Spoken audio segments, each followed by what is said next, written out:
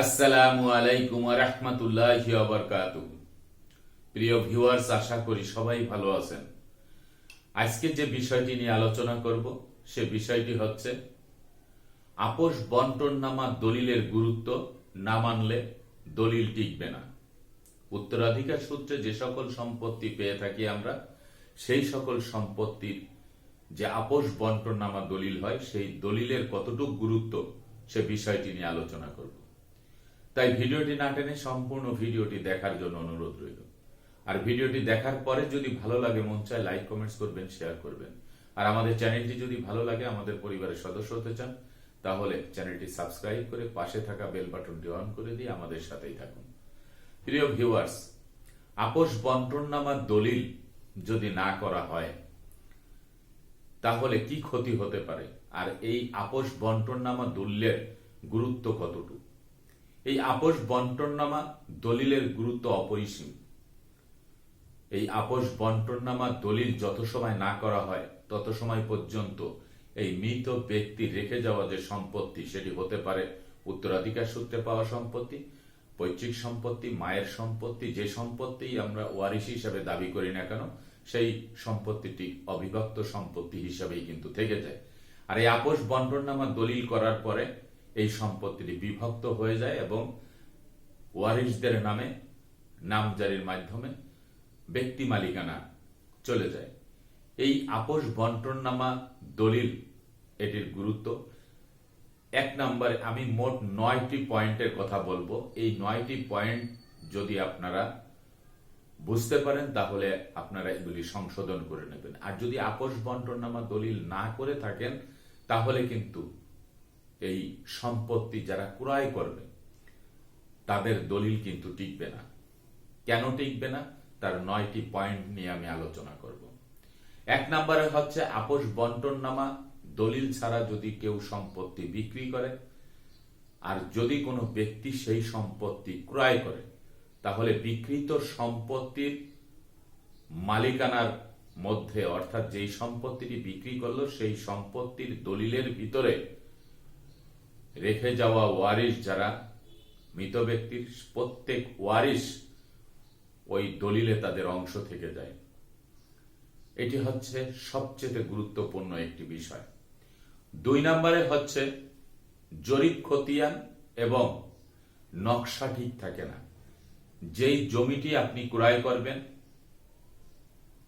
যে আপোষ বন্টননামা দলিল ছাড়া যিনি বিক্রয় করলো আর যিনি ক্রয় করলো, তার দলিলে অধিকাংশ সময়ে দেখা যায় যে তার যে জরিপ খতিয়ান, সেই জরিপ খতিয়ান এবং যে নকশা, সেই নকশাটি কিন্তু ঠিক থাকে না। কারণ মৃত ব্যক্তির নামে জরিপ খতিয়ান রয়েছে, সেটি অবিভক্ত সম্পত্তি এবং যিনি সম্পত্তি বিক্রয় করতেছে তার নামে কোনো খতিয়ান হয়নি, যার ফলে এই জরিপ খতিয়ান এবং নকশা কিন্তু ঠিক থাকে না। তারপর হচ্ছে জমির মৌজা, দাগ নাম্বার, খতিয়ান, চৌহদ্দি, এইগুলি ঠিক থাকে না। কারণ যিনি সম্পত্তি বিক্রয় করে দিতেছেন, অধিকাংশ দলিলের ভিতরে দেখা যায় ছলচাতুরি করে, তঞ্চকতা করে, প্রতারণা করে এই জমির দলিল যখন সম্পাদিত হয়, তখন দলিল লেখকের কাছে যখন দেওয়া হয় তখন সেখানে কিন্তু প্রতারক চক্র থাকে। এই সকল প্রতারকরা প্রতারণা করে তাদের দলিলের ভিতরে দাগ নাম্বার, চৌহদ্দি, খতিয়ান নাম্বার, এই সমস্ত অধিকাংশ দলিলের ভিতরেই ভুল পাওয়া যায়। তারপরে হচ্ছে সিএস খতিয়ান, এসএ খতিয়ান, আরএস খতিয়ান, এই সকল খতিয়ানের কিন্তু কোনো মিল থাকে না। এই সকল খতিয়ানের যদি ধারাবাহিক মিল না থাকে তাহলে কিন্তু ওই দলিলটি কিন্তু টিকবে না। এটি কিন্তু মাথায় রাখতে হবে। তারপরে হচ্ছে দলিলের সাথে সকল প্রকার খতিয়ানের ধারাবাহিকতা কিন্তু থাকে না। তারপরে জরিপ অফিসে সর্বশেষ যে খতিয়ানটি হয়, সেই খতিয়ানে যিনি সম্পত্তি বিক্রি করে দিয়ে দিচ্ছেন তার নাম কিন্তু সেখানে লিপিবদ্ধ থাকে না। তারপরে সেই যেই ব্যক্তি আপোষ বন্টননামা দলিল ছাড়া সম্পত্তি বিক্রয় করতেছে তার নামে কিন্তু নামজারি করা থাকে না। এই যে নামজারি না থাকার কারণে তিনি ব্যক্তি মালিকানা অর্জন করতে পারলেন না। তিনি তার পূর্বপুরুষের সম্পত্তি বা বাবার সম্পত্তি, তিনি অবিভক্ত সম্পত্তি বিক্রি করে দিয়েছেন, যেই সম্পত্তিটা তার বাবার নামেই কিন্তু রয়ে গেছে। তারপরে হচ্ছে সম্পূর্ণ জমিতে, অর্থাৎ যেই সম্পত্তিটি আপনি ক্রয় করেছেন, এই সকল সম্পত্তিতে যদি 5টা দাগ থেকে আপনি সম্পত্তি ক্রয় করেন, আপোষ বন্টননামা দলিল ছাড়া যদি কেউ সম্পত্তি বিক্রি করে দেয়, সেই সম্পত্তি ক্রয় করে থাকেন, প্রত্যেক দাগেই কিন্তু আপনার অন্য যে ওয়ারিশ যারা জানে না যে এই সম্পত্তি বিক্রি হয়ে গেছে, আর জানলেও যেহেতু আপোষ বন্টননামা দলিল হয় নাই এবং ওই যে দলিলটি আপনি করেছেন সেই দলিলে যদি সকল ওয়ারিশরা স্বাক্ষর করে থাকে, যৌথভাবে বিক্রি করে থাকে, সেটি ভিন্ন কথা। যদি একজন ওয়ারিশ বিক্রি করে আর বাকি ওয়ারিশরা যদি দলিলের ভিতরে স্বাক্ষর না করে, তাহলে ওই দলিল কিন্তু আপনি টিকাতে পারবেন না। কারণ 5টি দাগ থেকে সম্পত্তি ক্রয় করলে 5টি দাগেই কিন্তু বাকি ওয়ারিশদের কিন্তু অংশ রয়েছে। এই বিষয়টি কিন্তু আপনাকে মনে রাখতে হবে। তারপরে এই দলিল হওয়ার পরে অন্যান্য ওয়ারিশরা এই সম্পত্তি আপনাকে কিন্তু দখলে যেতে দেবে না। কারণ তারা আপনি যেখান থেকে দখলে যেতে চাইবেন সেখান থেকেই কিন্তু তারা বাধাগ্রস্ত হবেন আপনি, এবং তারা বাধা দিবে, বলবে যে আপনি যেখান থেকে সম্পত্তি নিচ্ছেন ওখানে আমাদের অংশ আছে। আর এক জায়গা থেকে নেবেন, সেখানেও বলবে যে আমার অংশ আছে। চৌহদ্দি দিয়ে দিলেও এই সম্পত্তি আপনি কিন্তু ভোগ দখলে যেতে পারবেন না। এটি কিন্তু সবচেয়ে গুরুত্বপূর্ণ একটি বিষয়। তারপরে এই সম্পত্তি ক্রয় করার পরে আপনি 2টি মামলা খাওয়ার জন্য প্রস্তুত থাকতে হবে। একটি হচ্ছে প্রিএমশন মামলা, যেটি হচ্ছে আপনি সম্পত্তি ক্রয় করেছেন, অন্য ওয়ারিশরা জানে না, যার ফলে অন্য ওয়ারিশরা অগ্রাধিকার ভিত্তিতে এই সম্পত্তি ক্রয় করার অধিকার রাখে, যার ফলে তারা যদি প্রিএমশন মামলা দেয় তাহলে আপনার ওই দলিল টিকবে না, এই সম্পত্তি চলে যেতে হবে। আর দ্বিতীয় মামলা হচ্ছে আপনি যে সম্পত্তি ক্রয় করেছেন ওই সম্পত্তির যে দলিল, এই দলিল বাতিল করার জন্যও কিন্তু বাকি ওয়ারিশরা মকদ্দমা দিতে পারবে, এবং দিলে আপনার ওই দলিল কিন্তু টিকবে না। দলিল টিকলেও আপনার শুধু যেই দাগে দাগে যেই কয় শতাংশ সম্পত্তি আপনি ক্রয় করেছেন সেই কয় শতাংশ সম্পত্তি টিকবে। তারপরে চৌহদ্দি নিয়ে সমস্যা, আপনি কোথা থেকে সম্পত্তি ক্রয় করবেন। এই জন্য হচ্ছে আপনি যখন সম্পত্তি ক্রয় করবেন তখন এই আপোষ বন্টননামা দলিলটাকে আপনাকে কিন্তু গুরুত্ব দিতে হবে। আর আপনি যদি গুরুত্ব না দেন তাহলে এই যে আমি 9-10টি পয়েন্ট বললাম, এই 9-10টা পয়েন্ট কিন্তু আপনাকে ক্ষতিগ্রস্ত করবে। আপনার যদি দলিলের মধ্যে মৌজা নাম্বার, দাগ নাম্বার, খতিয়ান নাম্বার, চৌহদ্দি এগুলো যদি ঠিক না থাকে তাও আপনি ক্ষতিগ্রস্ত হবেন।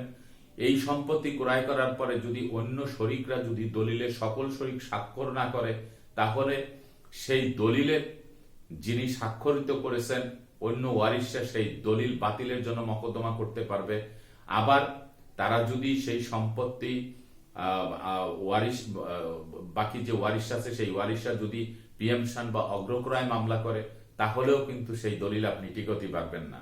অর্থাৎ একটি কথা বলতে চাই, সেটি হচ্ছে মৃত ব্যক্তির সম্পত্তি রেখে যখন তিনি মারা যান তখন এই আপোষ বন্টননামা দলিলের মাধ্যমে সম্পত্তি ভাগ করে এই দলিলের হিস্সা মোতাবেক যতটুকু সম্পত্তি যেখান থেকে পাবেন সেই সম্পত্তি নামজারি করে একক মালিকানা অর্জন করতে হয়। আর এই আপোষ বন্টননামা দলিল 2004 সালে বাধ্যতামূলক করা হয়েছে, এবং পরবর্তীতে তথ্য প্রযুক্তির জামানায় এটি কিন্তু পুরো দমেই কিন্তু কার্যকরী ভূমিকা রাখছে। এই আপোষ বন্টননামা দলিল ছাড়া আপনি এখন কিন্তু জমি নামজারিও করতে পারবেন না। আর করতে হলেও আপনাকে কিন্তু তহসিল অফিসে যে দাগে দাগে সম্পত্তি নিতে হবে। আপনি যদি বিজ্ঞ আদালতে মকদ্দমা করেন তাও আদালত কর্তৃক যে জাজমেন্ট দেবে সেটা আপনাকে দাগে দাগে যেতে হবে। আর আপোষ বন্টননামা দলিলের অর্থ হচ্ছে যে কয়জন ওয়ারিশ আছে প্রত্যেক ওয়ারিশ একত্রে বসে নিজেদের মতামতের ভিত্তিতে মৃত ব্যক্তি বাবা হোক মা হোক যার সম্পত্তি পেয়েছেন তার সম্পত্তি কে কোন জায়গা থেকে, বড় ভাই কোথা থেকে খাবে, ছোট ভাই কোথা থেকে খাবে, বোনরা কোন জায়গা থেকে নেবে, এই আপোষ করে যেই দলিলটা করা হয় সেটি আপোষ বন্টননামা দলিল। এই আপোষ বন্টননামা দলিল হয় মাত্র একটি, এবং প্রত্যেক ওয়ারিশ একটি করে সার্টিফাইড কপি নিতে পারেন। এবং এই দলিলটি সরাসরি একজন নমিনেট করা থাকে যে কার কাছে দলিলটি থাকবে, যখন প্রয়োজন অন্য ওয়ারিশের সেই দলিল নিয়ে তারা কাজ চালাতে পারবেন। এই দলিলটি না করা হলে যারা এই অবিভক্ত সম্পত্তি যারা গ্রহীতা তারা ক্রয় করবেন, তখন তারা এই আমি যে 8-9টা পয়েন্ট বলেছি এর মধ্যে তো ঝামেলা থাকবেই। তারপরেও সবচেয়ে বড় যে বিষয়টি সেটি হচ্ছে আপনি দখল পাবেন না, অন্য ওয়ারিশ আপনাকে দখলে যেতে দেবে না, আপনার দলিলের বিরুদ্ধে মকদ্দমা করবে, দলিল বাতিল করে দিবে, হাজারো সমস্যা। কারণ যেই ব্যক্তি সম্পত্তি বিক্রি করেছে সেই সম্পত্তি ভাগ হয় নাই, একার সম্পত্তি না, তিনি যে কোনো জায়গা থেকে সম্পত্তি বিক্রি করতে পারেন না। এই বিষয়টি আপনারাও ভেবে দেখবেন আমি যে বিষয়টি নিয়ে আলোচনা করলাম। এবং আপনারা একটা কথা সবসময় মাথায় রাখবেন যে একটি সম্পত্তি ক্রয় করার সময় যেই ব্যক্তি গ্রহীতা থাকে তার সারা জীবনের উপার্জিত অর্থের একটি অংশ জমা করে তারপরে কিন্তু এই সম্পত্তি ক্রয় করে। আর এই সম্পত্তি ক্রয় করার সময় যদি সাথে আরো মামলা মকদ্দমা ক্রয় করে ফেলেন তাহলে দুঃখের সীমা থাকে না। প্রিয় ভিউয়ার্স, আজকের মতো ভিডিওটি শেষ করব। আগামীতে দেখা হবে অন্য কোনো ভিডিও নিয়ে। সে পর্যন্ত সবাই ভালো থাকবেন, সুস্থ থাকবেন আর আমার জন্য দোয়া করবেন। আল্লাহ হাফেজ।